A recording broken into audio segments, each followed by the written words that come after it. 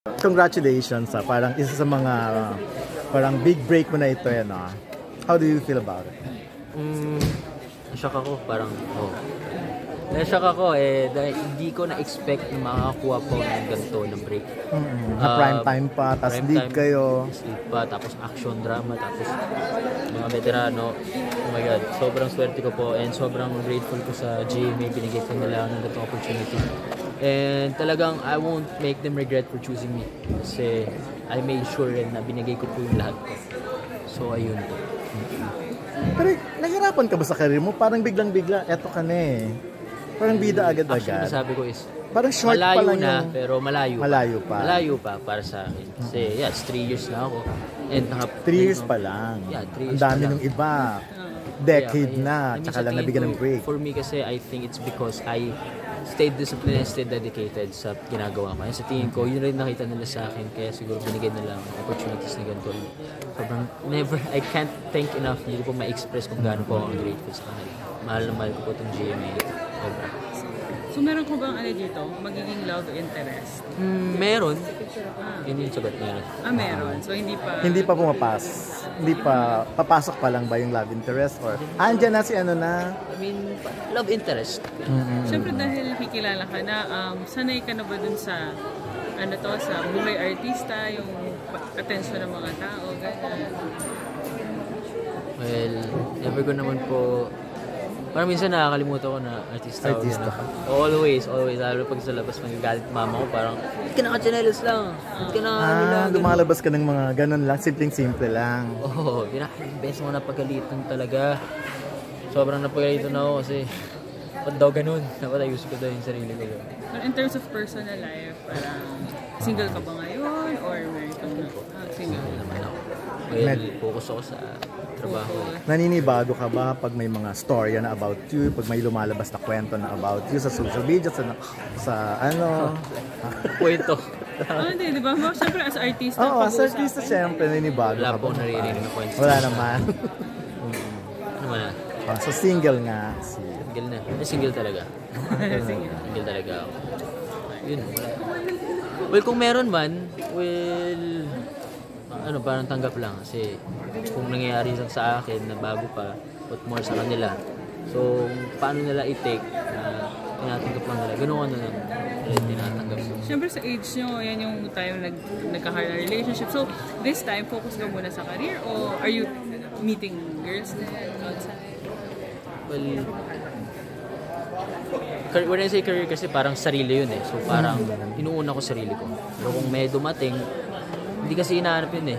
Dadating na lang yun eh. Kasi the more you try to look for it, the more it will run away from you. So, dadating na lang. Bibigay na lang ni God sa'yo. Sino pinaka-closest na babae sa showbiz sa'yo? Matatawa ko para may idea ka na sa mga next question. Para may idea ka na sa mga next question. Wala akong idea. Wala akong idea. Okay.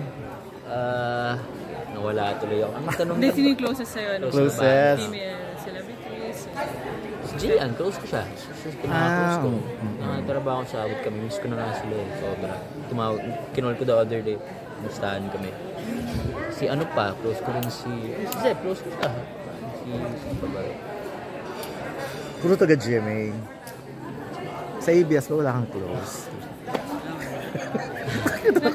Sa smile mo. Medyo malis ka. Kasi, yung tawa mo eh. Parang...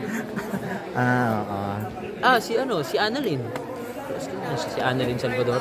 Annalyn. Okay. Ano yung aabangan sa'yo sa 2025? Bukod dito sa Bata Niños. May next show na ba ako? Joke lang. Hindi pa nga ito. Siguro ito pa lang talaga. Matagal pa kami. Matagal pa matatapos. Yun pa lang muna maabang nyo sa akin. So, dito lahat ng oras ko ngayon eh. So, ito pa nga abangan nyo sa akin. Sana, bigyan nyo po yung supporta nyo sa akin. Bigyan nyo po lahat. 101% support. Pero last na lang, bago ka naging artista, ano ka muna? Estudyante or... nagbaboxing ka, di ba sabi? Oo, kakatapos lang po ng tournament ng Yun September. nga eh, so boxer. Pero hindi po ako nag-boxing bago mag-artista. Hindi naman ako boxing eh. Ano lang? Plano ko sana pumasok ng pag-aaral. Then sumakot, nag-audition ako. Hindi ko in-expect na makuha ako. Then nakuha ako. Pero before ako mag-artista, nagbebenta ako gamot during pandemic. Naging ahente ako ng tatay ko. Nagbebenta ako. Ako sa hospital, gano'n. Pharma business tatay ko. So nagbebenta po ako gamot. Kasi lalo na nung pandemic, ang mamahal ng mga gamot para sa mga severe cases, moderate cases. So ang goal namin is makapagbenta ng mas mura para makatulong sa mga tao. So doon po ako nag-focus. Pero naka-graduate ka na ng CAD? Hindi pa. Dapat gusto ko na-miss ko na yung pag-aaral. Gusto ko nga bumalik. Either Southville or sa Ateneo, hindi ko alam. Babalik ako. Siguro, dati gusto ko business pero ngayon parang gusto ko mag-arts. Directing, producing. So nabago ng buhay mo ngayon? Hindi na... Medyo. Anong hindi na? I mean, hindi na nagbibenta ng gamot. Ano na talaga, medyo popular na artista na Hindi pa naman ako popular talaga. Pero papunta ako, doon pwede. Kung bibenta man ako ulit. ulit. Ganun sagot, papunta ako doon pwede. Pwede, depende. Pero organic. Pwede, depende kung kita ko din sarili ko kung paano ako magtrabaho. Mas inuuna ko yung hard work ko kasi sa maging sikat. Kasi parang dadating naman, makikita rin naman sa trabaho yun eh. And sa pagbebenta naman, pero kung magbenta ulit. Kasi may pharma, ano naman kayo. May time lang. Yaman-yamana naman kayo, di ba? Hindi naman. Tatay ko siguro, ako hindi. Ano ba muna ang parents mo? Parang may lahi kang... Tatay ko kasi Pakistani siya eh. Nanay ko naman, Pilipina galing. Davao. Umuwi kami sa Davao, probinsya sa Padana. Doon kami mag-celebrate. So half ako, half Pakistani, Pilipino. Sinong idol mo action star? Parang action star level ka talaga yung... Grabe.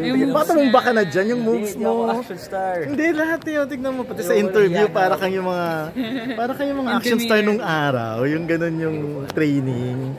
Yung mahiyain na hindi. Siyempre, sino pa ba ang basehan natin, di ba? Si Ronnie Ricketts. Ay, iba yung naisip mo. Di ba? Joke lang Mas yun. face it, mga Robin Padilla, siyempre. Yung ganyang format. Dati nga, di ba? Well, Bagay sa kanya. Kaya nga eh. Ganun nga eh. Pati yung arte eh. Yung, hinihiyain ako eh. yung nahihiya na parang gusto akong sampalin. Sapakin. Parang yung mga tanong, pag nasobrahan, parang gano'n. Hindi mabait si Robin ah. Opo. Oo, mabait yun. Akala nga dati na parang tito ko daw siya eh. Yun nga eh. Tanong sa akin, hindi po. Nakawig nga. Kaya nga, so wala kayong wala kang... Relation. Oo, hindi ka Wala. rin.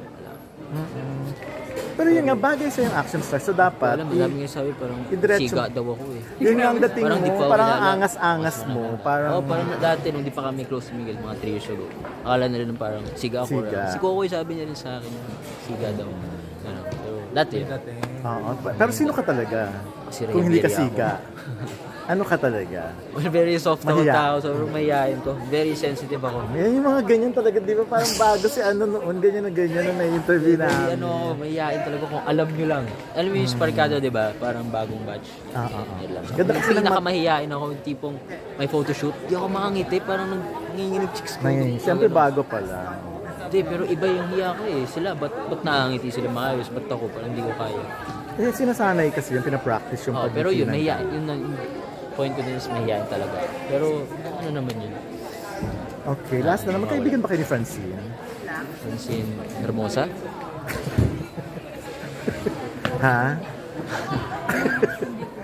Francine Diaz. Di mo, parang hindi naman nakausap niya. Parang naging waitress ko siya before. Naging waitress ko siya and yung balita ko nga na nakita daw nila Kokoy. Kokoy kasi may siya eh, breadwinner na nakasama na daw kahapon. May movie ata sila. So, yun, isa yun sa MMF na plano naming aside from Topak and breadwinner na Magpaano? kay Kokoy. Ayan, sige. Thank you ah. Nalalapit na pag-trip po ako sa mga bata rito. Sobrang nagpapasalamat po ako sa tiwala na binigay niya sa akin. At we made sure na prepare po kami sa nag-workshop po kami dito sa Sparky kay Miss Ana. And syempre kay Direk Loris, nagpapasalamat po kami sa kanya. Sa malaking tulong po yung ginawa niyo sa amin. At mas mapadali po yung trabaho namin sa set. And yeah, sobrang swerte po. Sobrang swerte ko po. And very blessed po na nakasama ko po dito. Yun po, thank you for having me here. And of course po, yun nga, sabi ni Hill, binigyan po ako ng opportunity makasali po sa Batang Bilis. And this is my first time show na Prime. And natutuwa ako na makasama ko ng mga Batang Bilis kasi ginaguide na rin po ako nila. As Miguel Felix, ginaguide po ako mga craft ko, yung scene ko. And nakapag-workshop na rin po ako sa Ginirahin with Miss Ana Filian, Miss Luis Villan, and super kahanga po. Thank you po. At gagawin ko po talaga yung 100% for the show po. Yun po. Thank you. Bruce, in English. In English, hindi, baka tumugulat ng ilong. Hindi, ang reaction ko dito nung binigay sa akin yung role na to, I was sobrang blessed din. Kasi may kwento ako, hindi ko alam kung naalala mo to. Pero this was Sunday Pinasaya. And magkakasama kami ni Miguel dito sa stage. 4 years ago, 5 years ago. And bigla akong sinabihan si Miguel, kasi mahihayin, sobrang mahihayin ko dati. And nilapitan ko si Miguel and I told him na, alam mo, idol talaga kita. Feeling ko you're gonna be a bigger star. And grabe, saan makawag kita yun. Hindi ko alam kung naalala mo, doon yun eh. Doon tayo nakatayo eh. Alala ko ba? Dito mismo? Hindi, kung saan nakatayo eh. Basta, seryoso yun. So now to be part in a show with Miguel and all of these stars, with the wonderful directors, this is such a dream come true.